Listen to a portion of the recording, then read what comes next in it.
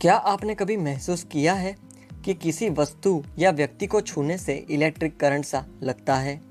हमारा शरीर इतना नाजुक होता है कि अगर जरा सा करंट का झटका लग जाए या थोड़ा सा भी कुछ हो जाए तो महसूस होता है। बचपन में हम सब ने कई प्रकार के खेलों को खेला है, जैसे कंधे को सर पर रगड़ना और फिर कागज के टुकड़ों के पास लाना जिससे वो कंधे पर चिपकने लगते हैं या उसकी तरफ आकर्षित हो जाते थे।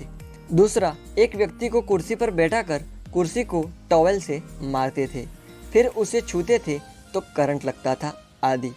परंतु क्या आपने कभी सोचा है कि आखिर अचानक से कोई वस्तु को छूने से करंट क्यों लगता है? तो आज इस वीडियो में मैं आपको इसी का वैज्ञानिक कारण बताने वाला हूँ। मैं हूँ आपका दोस्त मितेश और चलिए सीधा वीडियो की तरफ चलते हैं।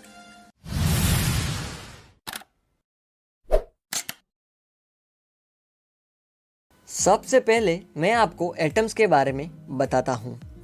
ब्रह्मांड में मौजूद सभी वस्तुएं एटम्स यानी कि अणु से बनी हुई है और हर एटम में इलेक्ट्रॉन, प्रोटॉन और न्यूट्रॉन होते हैं। इन सब के पास अपना अपना चार्ज होता है। प्रोटॉन न्यूक्लियस में होता है जो कि एटम के केंद्र में स्थित है। इलेक्ट्रॉन न्यूक्लियस के आसपास चक्कर मारता है। Electrons negatively charge, protons positively charge और न्यूट्रॉन्स न्यूट्रल होते हैं। यह तीनों मुख्य भूमिका निभाते हैं चार्ज को फ्लो करवाने में। एक एटम स्टेबल तब होता है जब इलेक्ट्रॉन और प्रोटॉन हमेशा एक ही संख्या में हो, मगर जब इनकी संख्या कम या ज़्यादा हो जाती है तो एटम स्टेबल नहीं रह पाता है। ये हम सब जानते हैं कि प्रोटॉन और न्यूट्रॉन शांत स्वभाव के होते हैं, मगर जब प्रोटॉन और इलेक्ट्रॉन की संख्या एक सी नहीं होती है तो इलेक्ट्रॉन एक्साइट होने के कारण बाउंस करने लगते हैं और उन्हीं के कारण हलचल होती है। अब मैं आपको बताता हूँ किसी वस्तु या किसी को छूने से करंट कैसे लगता है। जो चीज़ें बिजली की अच्छी सुचालक या कंडक्टर होती है, जैसे लोहा आदि, वो आसानी से इलेक्ट्रॉन को जाने नहीं देते हैं। इसीलिए उन एटम्स में इलेक्ट्रॉन दौड़ते तो रहते हैं मगर अपनी बाउंड्री से बाहर नहीं आते। किसी भी वस्तु में करंट तभी दौड़ता है जब उनके एटम में इलेक्ट्रॉन मूव करते हैं, जो बिजली के खराब कुचालक यानी खराब कंडक्टर होते हैं।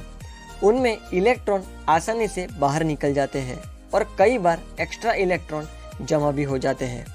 इसी कारण जब आप प्लास्टिक की कंघी अपने बालों में फेरते हैं तो उससे कुछ इलेक्ट्रॉन छूटकर आपके बालों में समा जाते हैं और कंघी के पास नेगेटिव चार्ज कम हो जाता है और पॉजिटिव चार्ज ज़्यादा। ये हम सब जानते हैं कि पॉजिटिव और नेगेटिव चार्ज अपनी ओर खींचते हैं, इसीलिए कागज़ के टुकड़े खींचे चले जाते हैं। अर्थात ऐसा कहना गलत नहीं होगा कि जब किसी व्यक्ति या वस्तु में इलेक्ट्रॉन की संख्या बढ़ जाती है तो नेगेटिव चार्ज भी बढ़ जाता है। फिर ये इलेक्ट्रॉन किसी पॉजिटिव इलेक्ट्रॉन्स जो अन्य वस्तु या व्यक्ति में होंगे उसकी ओर बढ़ने लगते हैं और इसी कारण करंट या बिजली का झटका महसूस होता है। यानी इन इलेक्ट्रॉनों की त्वरित गति का ही तो नतीजा है हल्का सा करंट लगना। अब मैं आपको बताता हूँ कि कुर्सी से करंट कैसे लगता है। जब हम प्लास्टिक की कुर्सी पर बैठकर ज़्यादा हिलते हैं और पैर जमीन को ना छू रहे हो तो प्लास्टिक की कुर्सी हमारे कपड़ों से अलग होने वाले इलेक्ट्रॉन को जमा करने लगती है। इससे पॉजिटिव चार्ज जमा होने लगता है। जब आप कुर्सी पर बैठे रहते हैं तो चार्ज आपके साथ रहता है, परंतु जैसे ही आप कुर्सी से उठते हैं तो सारा चार्ज कुर्सी के पास चला जाता है और जब आप कुर्सी को छूते हैं या फिर बैठते हैं तो हल्का सा करंट महसूस होता है। ऐसे करंट लगना सर्दियों के मौसम में ज़्यादा महसूस होता है। सर्दियों में इलेक्ट्रिक चार्ज सबसे अधिक होता है क्योंकि हमारे आसपास का वातावरण सूखा होता है, वायु शुष्क होती है और इलेक्ट्रॉन आसानी से हमारी त्वचा की सतह पर विकसित हो जाते हैं। गर्मियों के दिनों में हवा में नमी होती है जिसके कारण नेगेटिवली चार्ज इलेक्ट्रॉन समाप्त हो जाते हैं और इसीलिए हमें करंट महसूस नहीं हो पाता है। तो अब आप समझ गए होंगे कि करंट का झटका लगना एटम में मौजूद इलेक्ट्रॉन और प्रोटॉन के कारण होता है। जब एटम स्टेबल नहीं होता तो इलेक्ट्रॉन का आदान प्रदान होता है जिससे चार्ज बदल जाता है और हल्का सा करंट महसूस होता है।